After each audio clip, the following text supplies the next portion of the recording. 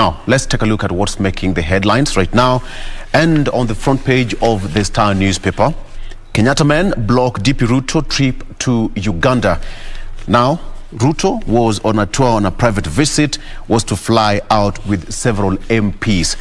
Kenyatta men block DP Ruto trip to Uganda. Now, it is reported that Deputy President William Ruto waited for more than 5 hours at Wilson Airport for clearance from state officials who kept passing the buck. So that is what is making on the front line of the Star newspaper. And something to talk about, Hellen Obiri wins first silver medal for Kenya.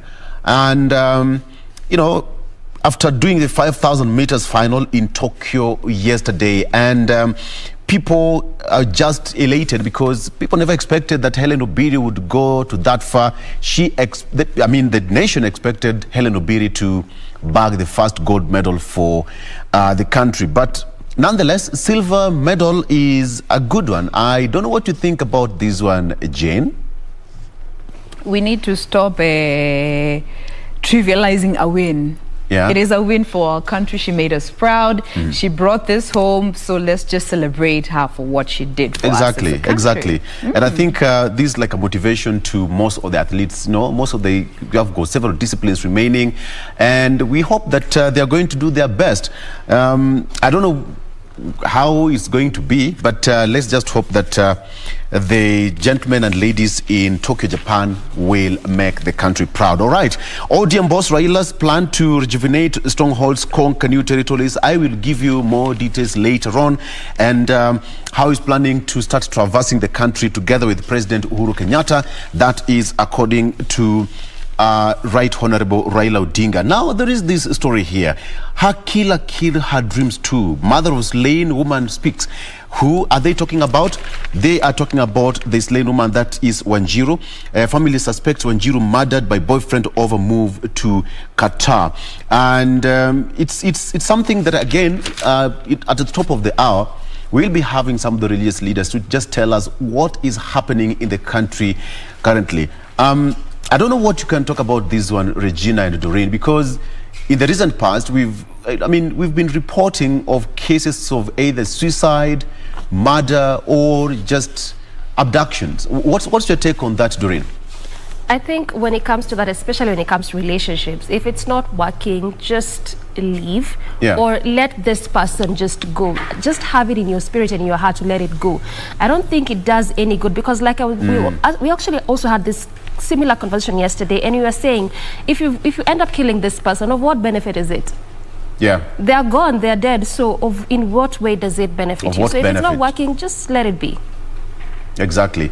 Regina, this is something that we've talked about, and I know you'll concur with me that in the recent past, the number has completely shot up.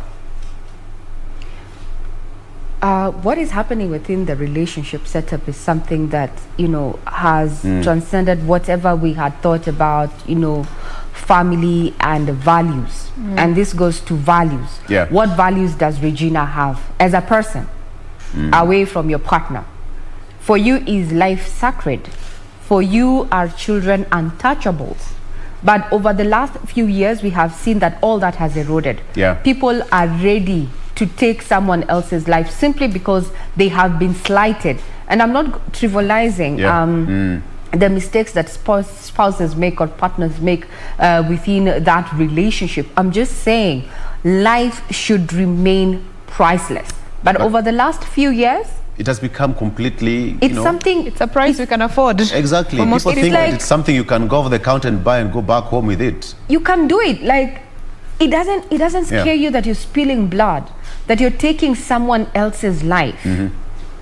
It's kawaida. And I'm very worried about our generation and the children we are raising. Because us who we find ourselves in our 20s or 30s and probably 40s, we are raising children.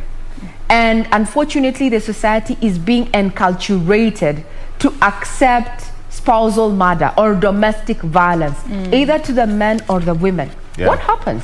So it will be okay when you're tired with a relationship or someone has angered you in a relationship. But it will be okay for you to take their life. In this case, the family, the story of, the late Wanjiru is that 2 days before her departure, because she had just secured a job in Qatar, and just 2 days before she flew out of the country, she was found dead in Kahawa West, murdered, stabbed in the abdomen, and where?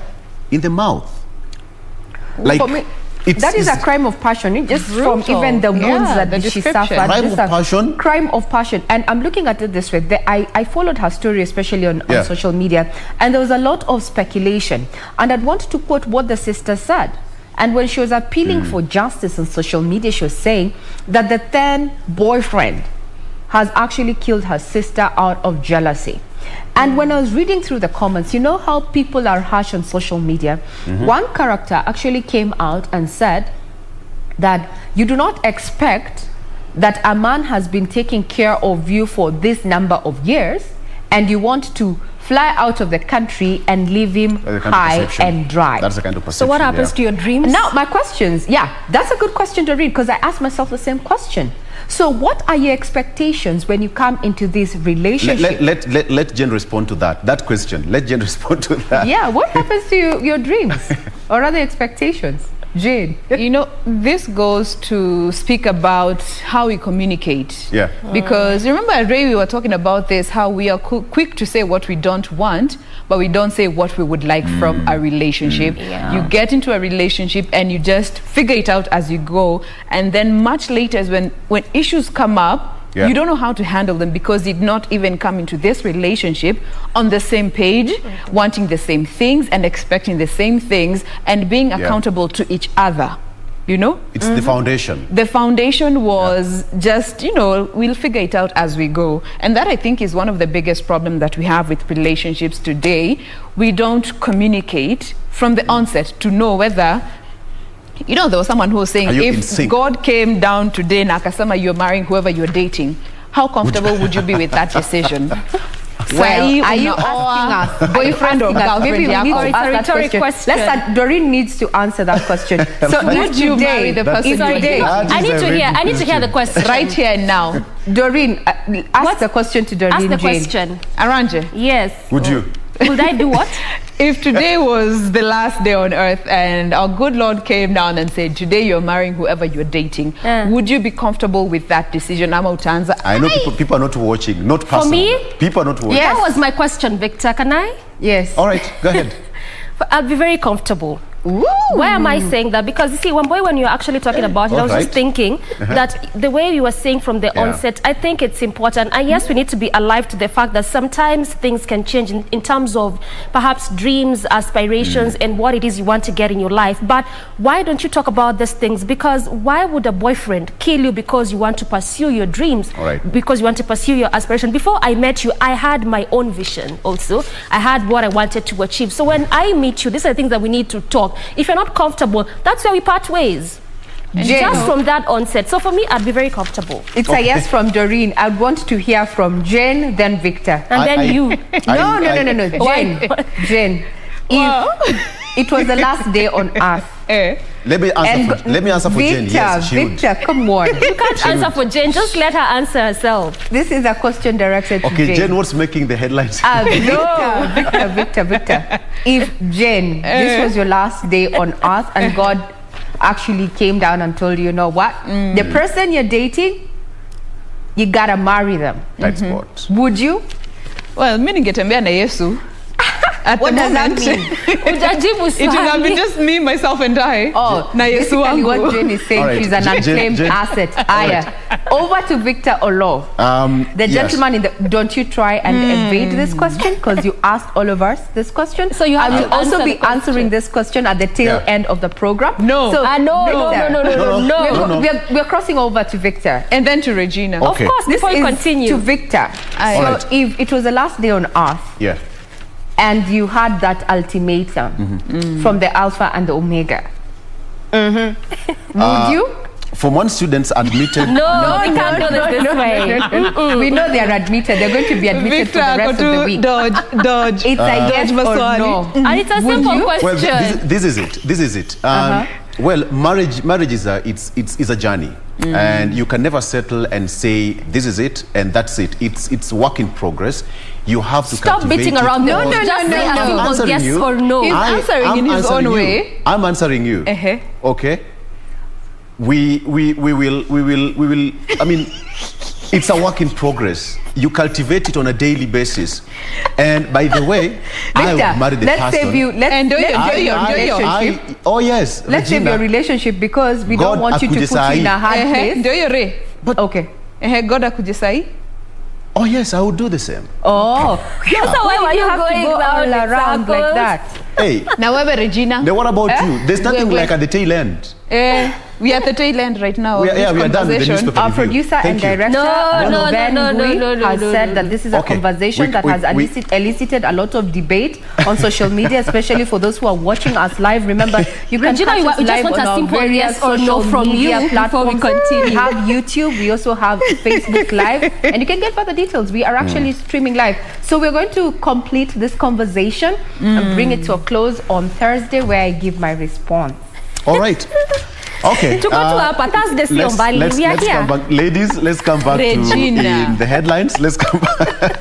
Let's come back. All right. Briefly on the staff former students admitted amidst COVID infection fears. Now, admission of 1.15 million 2020 KCP candidates to secondary schools started yesterday. That is on Monday, as the first of its kind, coming in the midst of the COVID-19 pandemic. Now, the admission is expected to run through to Friday, with CAS Sarah Ruto on Monday saying that all candidates who start the 2020 KCP will join secondary schools under the 100% transition program.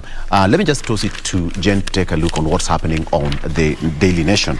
Yes, let's just quickly run through the front page of the Daily Nation. Quite a number of stories have been featured here, starting with the first story here on the header, all about former Premier Raila Odinga as he faces the big test when it comes to crafting and putting together a team for the general elections. Now he seems to be deserted by his former allies in NASA, and he's now isolated, and he is working to find new friends and create a coalition. That story has been captured on page 8 here of the Daily Nation. We'll be sampling some of those details as we proceed on.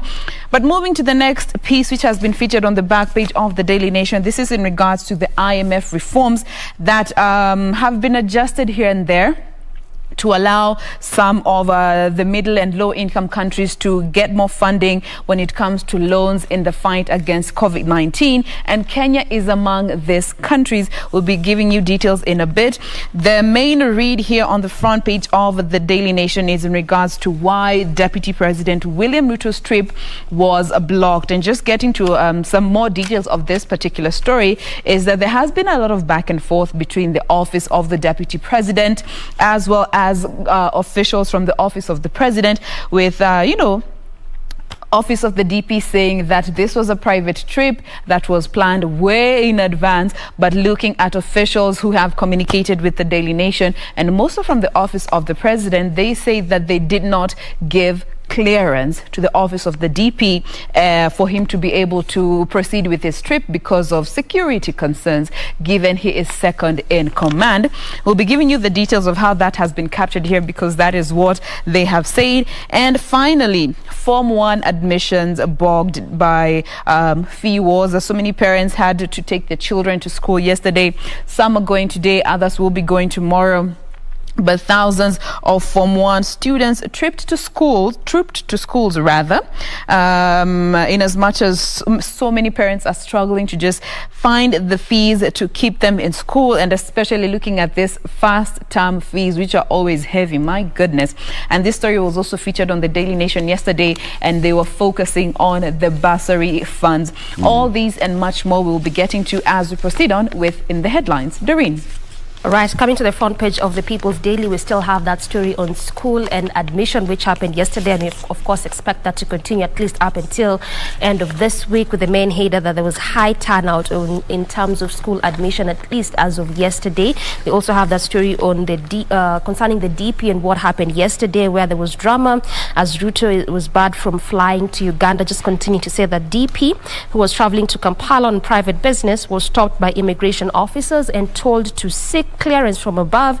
He went home after a 4-hour wait. And this particular story has been well highlighted from page 2 all through 4, just clearly showing us that takes at least a bigger chunk of the paper this morning. So again, we'll be telling you more about that in just a short while, and what really was happening, and perhaps what really forced the DP to go home after all that wait. Coming to matters COVID-19, now there's agony as COVID killed 7 relatives, and these are 2 families in Murang'a and Kiambu counties who are mourning their kin who succumbed to the disease in a span of just 10 days. So clearly just telling us that we're not yet out of the woods, regardless of the fact of the fact that what is still happening. So we are just still trying to learn and understand that we still need to continue taking all the precautionary measures and all that which the government is telling us that we need to do.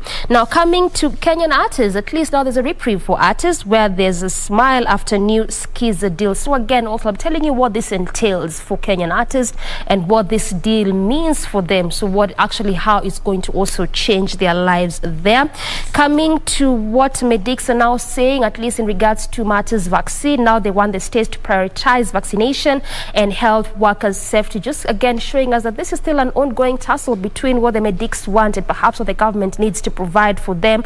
I'll be giving you the details of that in a short while. To matters politics now, and Raila to launch 2022 bid in Homa Bay County. That is on Friday, where his path for the 2022 race is expected to begin in Nyanza, at least beginning Friday this week. Ray. Now, it seems the scribes have been reading from the same script, so to speak. Having the copy of the Standard this morning, matters of that particular delayed or rather blocked travel to Uganda by Deputy President William Ruto, as well as looking at the issue of the Form 1 admission that is going to be running all the way through this week. And government says it's very positive that this admission is going to be up to 100%, but it has not been without fault, because there have been cases, though pockets of cases here, with students claiming that, they went to the schools but their names were missing from the register there, just pointing out to the issues of matters of fraud in the Form 1 admission. That is a story that has also found itself on the front page of the Standard this morning. Now, looking at the issue of Tokyo Olympics, Kenyans have really been waiting to just bag some medals there. And there's been a lot of conversation, especially on social media. I don't know if you have been part of it, and if you have, you can also weigh in on this conversation. The performance of our team Tokyo in the Tokyo Olympic Games, are you satisfied with it? Is it justified? Because yesterday is the first time we actually ended our drought in as far as a medal standing is concerned, bagging a bronze and silver there. Were we underprepared? What happened? There was someone who was actually on Twitter at Henry Oriwo. He was commenting and saying, so we took 87 athletes, men and women, and took 90 officials to Tokyo. Ponder on that. Remember what you do. That information is entirely up to you. So matters of Olympics, as well as the Ruto blocked visit to Uganda. This is not the first time it happens. It's actually the second time this is happening, as well as what we are just saying, issues of COVID-19. Are you continuing to take care of yourself? Remember, we are not out of the woods yet. That's just a sneak peek of what we have on the various front pages there. Before we take a short break here, I want to encourage each and every person who is watching us. I'm having Tom Wema, who is watching from Harambe Avenue there. We have Jackson Gashusha there, who is watching from Nairobi area, as well as his colleagues, is watching with everyone in that particular establishment. They say that the reason why they tune in the morning is just to watch the Good Morning Kenya show on KBC Channel 1. So big up people. That is Doreen, Victor and Jane there. It seems we're doing a good job. And indeed we are. Now, can we get to the details? I have quite a story here, especially those of us who are in formal employment. Formal, not informal.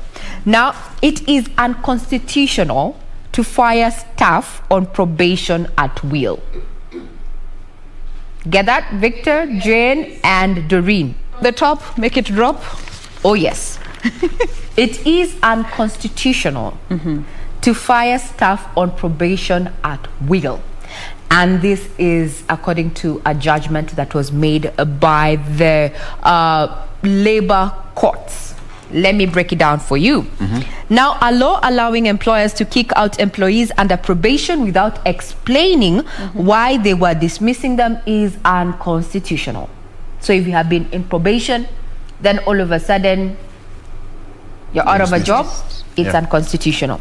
Well, now according to the Labour Court, it found that Section 42(1) of the Employment Act 2007 takes away the right to a fair hearing, as it does not give the employee an opportunity to shop for a union representative or an employee to plead her case or his case, hence against the Supreme law.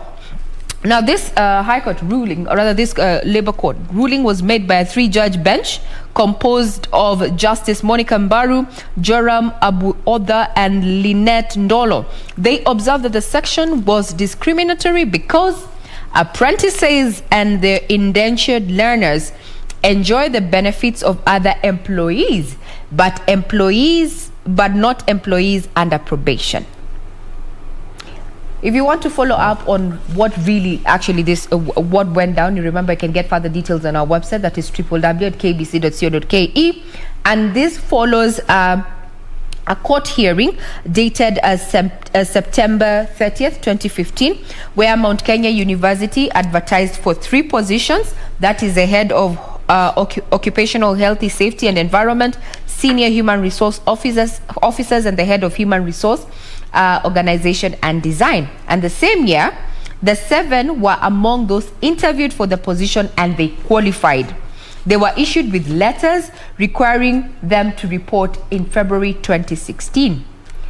They received sacking letters. Did you get the February? They were given letters that they had sailed through for the positions that had been advertised by this institution. Few weeks later, the same month, the same year, actually after a month, April 29th, 2016, they received sacking letters asking them, or rather requiring them, to exit the following day, after the 2 end months of the probation period. That's after 2 months. You know, I don't think people are aware of something called employee theft. Employee theft. And this is something that is very trivialized in the African space, but in the Western countries, employee theft is something that lands so many corporations in lawsuits, in cases that they cannot get themselves out of, because any employer that seeks the service of any employee, they are required to provide the bare minimum. Security of employment and issues, things like health coverage, some allowances here and there, of course depending on the organization, how big it is and how much money it makes, and also the amount of work that you do in that organization. But you find there are organizations that make you work overtime and don't pay you for that, or make you come into the office on days that you're not supposed to be in the office and don't pay you extra for that. That is employee theft. Theft of services offered and no compensation made. We have organizations that refuse to employ or rather to give those that work for them formal employment because they don't want to even provide for them with some of this bare minimums that they are supposed to. So you find these corporations and organizations giving these people terms of employment that are not conducive for anyone, and especially over a long period of time. And you find this probation is one thing that so many organizations take advantage of. Actually, it is said if you are on probation for more than 6 months, or what they term as more than 6 months, then the organization on that either has to release you and tell you why maybe you did not qualify, or consider yourself employed. We had a similar situation some years back, but that's the story for another day. We take a quick breather in the headlines, coming up after not too long. Welcome back to the program. The show is still Good Morning Kenya, and we're continuing to unpack for you what is making news on the different dailies that we have. So let's come to that story about artists and really what they stand to gain. This is after entertainers upbeat about Skiza 33% royalties rise, where this was actually a decision made by Safaricom to increase the Skiza tunes revenue share for artists and content creators by 33%. And different artists have actually come to laud this move, saying that this is a good reprieve for them, and at least it's a good move for artists, perhaps those in the music space and also the content creators alike. And I'll just sample some few views from various artists and what they had to say in regards to this move. There's one singer, Nadia, who said that the move was timely and she thinks it's a good step towards the right direction, and she of course lauds the different bodies that have done that. Gospel singer Alice also said that the increase was long overdue, and actually it was about time that this was done. And a good number of them said that it's even time that they need to push that to up to 50%, some even saying up to 65%. But again, this move also comes in the wake of the protest by artists and other content creators. Remember that again, during the time of COVID-19, of course, we know that various spaces and industries were affected. But again, we can't shy away from talking about how artists and those in the creative content space were deeply affected by, by the COVID-19 and, of course, different other things. So this just comes as a good move and a reprieve for artists, singers, as well as those in the creative content space. Wambui. Now let's get to some bit of details, and maybe we could look at this particular story concerning COVID-19 vaccines that our country is set to receive. Let me just pull out this paper before I get to murder my newspaper. So this is some good news for many African countries, as Kenya is among these 17 that are set to receive a batch of the Johnson & Johnson vaccine.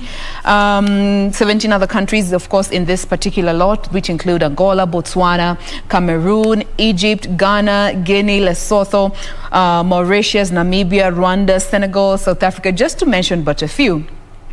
So this follows the World Bank's approval of $2 billion, which will go to financing African Vaccine Acquisition Task Team to secure about 400 million doses of the Johnson & Johnson vaccine. And this is part of a commitment there is also another commitment of another 220 million doses to come to the African space, and the option of another 180 million. And Kenya is the beneficiary of all of this. So we are yet to know how many doses we're going to be receiving, but about 2 months ago we did see the chair of the COVID-19 task force, that is Dr. Willis, saying that we should expect about 2 million more doses of the vaccine to come into the country, and this consignment is expected within a couple of weeks, maybe 3 weeks at most. And once they arrive in the country, we will be able to continue with the vaccination process here in our country. So this is definitely good news for us as a country. So far, the country has fully vaccinated 662,089 people, while another 1,064,104 have only received the first dose of the AstraZeneca vaccine. But the good thing about the Johnson & Johnson vaccine, you're only going to be needing one dose for full inoculation. So good news for us as a people. All right. Vic. Okay, let's talk about a bit of some politics here. Raila's plan to rejuvenate strongholds and conquer territories ahead of 2022. Now, former Prime Minister Raila Odinga has embarked on a massive rejuvenation of his traditional political bases, training his eyes on conquering new territories. The ODM leader has lined up mega regional meetings to revitalize the party in preparation for the next presidential candidate. Now, Raila is seen as the best opposition candidate, though, to face against William Ruto, though he has not officially declared his candidature. And Raila said that he said that during some rivals criticizing his age can easily be defeated in a political battle should he announce his candidature in the coming months. And let me just quote what Junaid Mohammed said, that Suna East MP. He said that Friday will be a beginning of crafting a much bigger alliance that will sweep the country's political landscape. The big ship will carry everyone, will start here in Kisii. Now, they were speaking yesterday during the burial in Kisii yesterday, and it's quite interesting to see that the whole drive on BBI started in Kisii. And again, they're saying that the whole alliance debate will also begin in Kisii. So what's happening in Kisii? Your guess is as good as mine. So this is it. Ruto asked diaspora votes. UDA unveils US campaign team. He has opened offices there in the US ahead of 2022. Now, in 2017, diaspora voters were restricted to East Africa, slightly more than 3,000 registered voters. And on Saturday, a 14-member campaign secretariat leading the Ruto campaigns in North America was introduced. And that is the team, which is chaired by Daniel Sambu, deputized by David Okoth and Kennedy Karanja as the Secretary General. That is that. There is that story of Deputy President William Ruto being blocked from Uganda trip, told to ask Uhuru permission. So unusual standoff last about 5 hours at Wilson Airport yesterday, as DP says that he leaves the matter to God. Now, there is a lot of debate about this one. Perhaps we might not get into the details because he said, his handler said that they were trying to call, that is Kinyua, who is the CS, Permanent Secretary of the Ministry of Civil Service, said that he should be calling relevant authorities before he's allowed to go on a private visit. The MPs or his entourage were nonetheless left to go. So some people say that this was a way to humiliate the deputy president, much as they say that he ought to have taken that permission from his boss, that is the president, whenever he wants to travel out of the country. Whether that was done, we cannot ascertain right now. Regina. Away from matters politics. Exactly. Yeah. What the do you back have and for us? forth. I think we need to get ready and prepped because this politics is not going away anytime soon. Remember, we're just 5 months shy of 2022. This is going to be on a daily, hourly. Yeah. We said it here before that we had to see more. We had to see more. What slogan is coming out for whom and what? Yeah. So let's shift gears and focus on matters business. Absolutely. And I'm targeting the two ladies, that is Jain and Doreen Arange. Because I know whenever we go shopping, you're always comparing prices. And I've deliberately left out Victor out of it. Because a majority of men... Why? A study indicates that a majority of men do not go for the price per se. They go with what they saw somewhere. Usually it advertisements. Really? Regardless of the price? Yes. The price is really, it's because maybe you saw it somewhere, you heard it was good, you'll go pick Nivea, you pick, simply because it's a brand that you have seen, but you're not even aware if there was a price change onto an item that you bought last week and now the other month. That's the truth. So you end in this conversation. Now let's talk about special offers. And I'm talking to the women because we are the custodians of the home. We are the ones who do the majority of the shopping. Now, according to Retail Trade Association of Kenya CEO, this is Wambui Mbarire. She says, it is very highly unlikely that a supermarket will hike a price to pretend to give a discount. Now, let me give you the backgrounder. Those special offers may not just be special. They're not special after all. So consumers are none the wiser if a commodity is actually discounted since the unit cost of manufacturing is not indicated. So this is what the article says. When you walk into a supermarket, you will not miss items paraded, special offer, and such. And these are very popular with the majority of us, the women, yes, because we're the ones who love shopping. But have you ever asked yourself how special these offers really are? Have you? Or you're interested on how much you get to save? If it's 2 bob, 5 bob, a shilling. Yes. Let me speak for the boy child. You accused me before we started I'm not doing due diligence. You accused me, but at least let me just say that we have gone to a particular supermarket, name withheld, where you do your shopping for 1,000 bob, 1,500 shillings, or even 500 bob. And then when you go to pay at the counter, you're told the total amount is 700 shillings. And then you're being told there's a discount of 50 shillings. So you pay 650. But in the real sense, there's nothing like a discount. The total amount that you spent on the goods you've bought is 650. When you go to the shelves, do your mathematics well, they total up to 650 shillings. So whenever you go to pay, at the till, they will give you, and utauliza ni how much?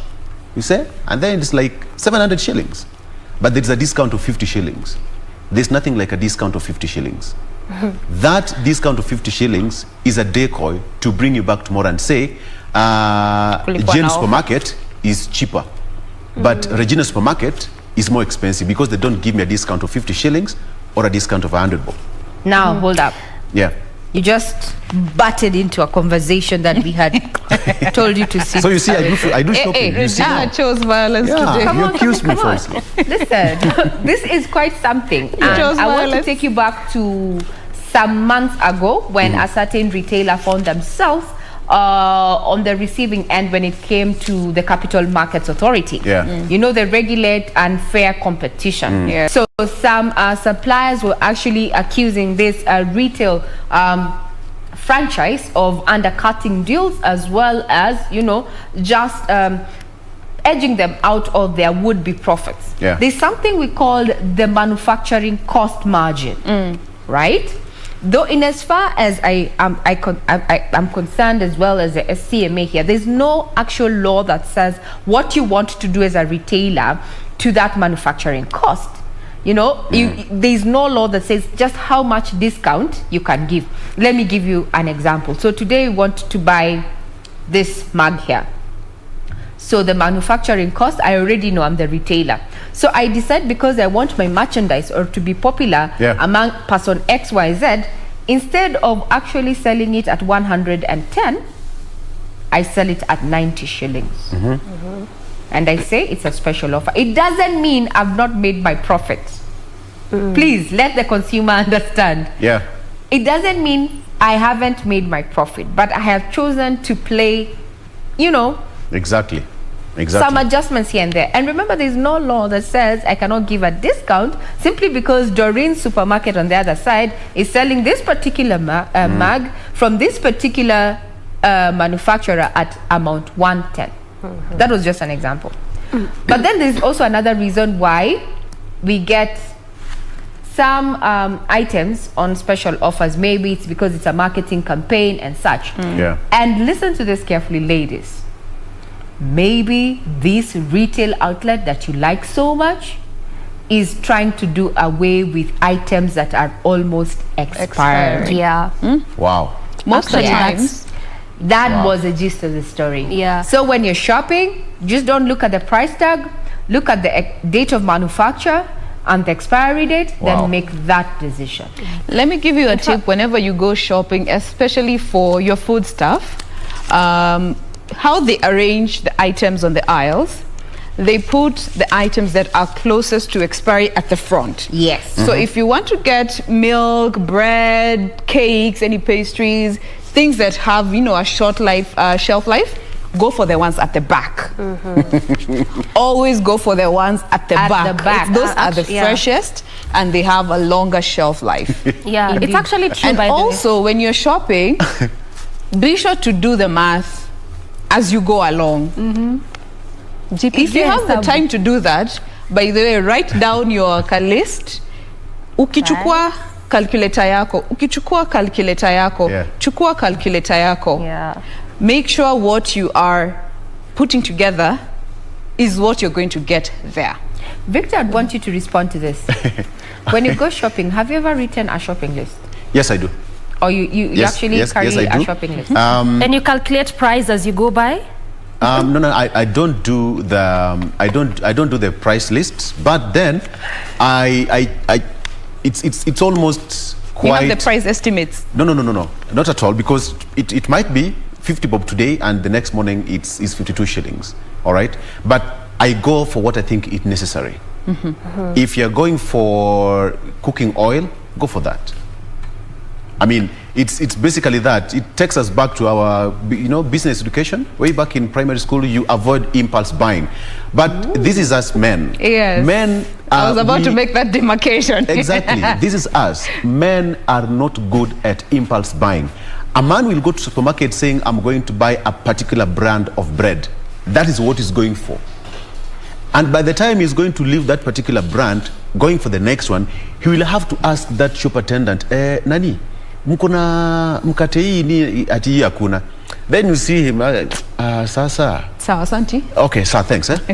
But for women, you're like, okay, let me just take this bread, then take another, substitute it with another, cake. In case watoto wasitake hii. Wanaweka cake hapo kwa trolley. Again, we spread risk. This is not like spreading risk. That's why we give you 1,000 bob, but before you even...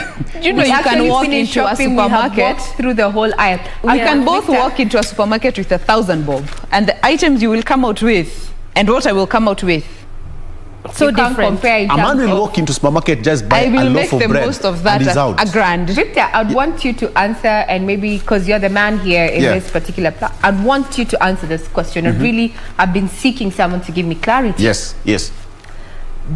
What influences what you buy as a man? A need. Is it the experience with the product, or is it the brand name? Or hearsay? No.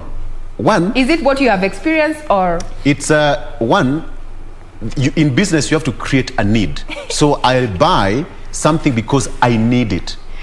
I've asked, let me I'm answering your question. I'm answering your question.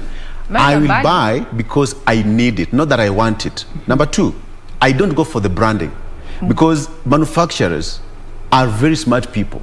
Today we'll have a pink color, and then at the end of the, they also do market study, market research, and they say because the pink color is probably not appealing to the eye, let's change the packaging. So how you're packaging your product matters a lot. I will not go for the packaging. I will go for the content. Aesthetics out the window. I will go for the content. Okay, thank you for the answer, Doreen. What influences? But apart from that, Ajamaliza. Apart from that, as he concludes, I go for the need. I don't need to buy a bar of soap, and yet I have got another bar of soap. For me, it has nothing to do with the need. But their taste and preference also matters. Regina has asked me that question. For me, it has nothing to do with need or want. It's sometimes I just want to try out to make a better comparison as I go along. That's why you try something and then say, hey, mafuta ili react na mwili yangu. Come on. But if you didn't try, how would you know? Jane, what influences your purchases? Good question. Is it your interaction with the product, or you want to try out, as Doreen says? One, there's interaction. Of course, that matters. That truly matters, and especially with food items, perishables that you consume, that thoroughly matters. But also quantity matters. Purchasing power matters. And also the time of the month. The need. No, the time of the month that you're purchasing that particular product or for the house. So it's not just one, it's multifaceted. Various reasons inform the decision. Okay. Na Manyara, wewe tukimalizia pia kuna someone watching from Treasury anauliza Regina asiachiliwe aende kama hajasema ile swali aliuliza kila mtu. That's a disclaimer. If God came down today, right now, would you marry? No, Regina, would you marry a person? My hearing is not so clear. What did you say? Yani umesema hii swali lazima Regina ajibu. What did you say? Yes. Si mimi. It is the people. So, say come again. The people want you to answer the question. I didn't get what you were saying. Jane, you were saying? We want to know what influences your purchasing of products. Okay. And also, Mungu akikuja leo, utaoa mtu wako? What? I just heard about the purchasing power, and I'm going to answer. So what influences what I buy usually is what I have in my pocket and my need for that thing. And if it is shiny, I'm very attracted to shiny Aesthetics stuff. Ni muhimu? Yeah, I like things that pop, you know. But if I have the money and the need, then how it looks. So for me, I am what they call, when it comes to marketing and consumer, the eye does it. Like, you get my attention, you get it, and you hold it. Unfortunately, if you are as appealing, or the packaging is appealing, and then the item does not perform as I had perceived, it ends at that point. I know. It ends at that point. So disappointing. So what other question were you asking? I hope I addressed. That's one half. Okay, which other question were you asking? If God was to come Regina, today, we are asking this question for the one last time. Okay. Yes. If God, in fact, Jane asked that question. Let me start it this way. If God came right now, Jane Maliza, and said you have to marry who you are dating, Doreen Maliza, will you marry that person? Jane Regina answer. Ati Jane, Regina. Unaona hata mko na confusion. You don't know. But the 4 minutes to maliza hii in the headlines, and you have to answer that question. Now, remember that No. we are always Regina, by the way, everyone answered that question, so you have to also answer that question. We want answers. We want answers. We want answers. And we ask on behalf of the viewers. Answer. Haki. I will be buying breakfast this morning at our canteen for my able colleagues here. There's a lot of mandazi and lots of tea. Very good. Regina amechoose apoteze shilingi lakini asijibu swali. When push comes to shove. Okay, I don't know. Okay, fine. Let us conclude this conversation. Definitely, it would be a yes. Finally. Regina. Even the word tunarukwa. Oh my God. No, Ray, why did you take us in circles? Suspense. Amewatch movie mingi. All right. And on that note, ladies, we have, ladies, thank you, Regina, for answering that question. Woo! Somebody was watching, sitting at the edge of the seat, literally. But anyway. Yeah, in the next hour, we are going to talk about something that affects all of us. We are going to talk about religion and politics. Oh. It cuts across, whether you're a believer or not, whether you belong to one political wing or not, but one thing is religion and politics go hand in hand. So we have got 2 amazing guests who are going to help us just to, understand what's the role of religion and how politics also shaping our religion in the country.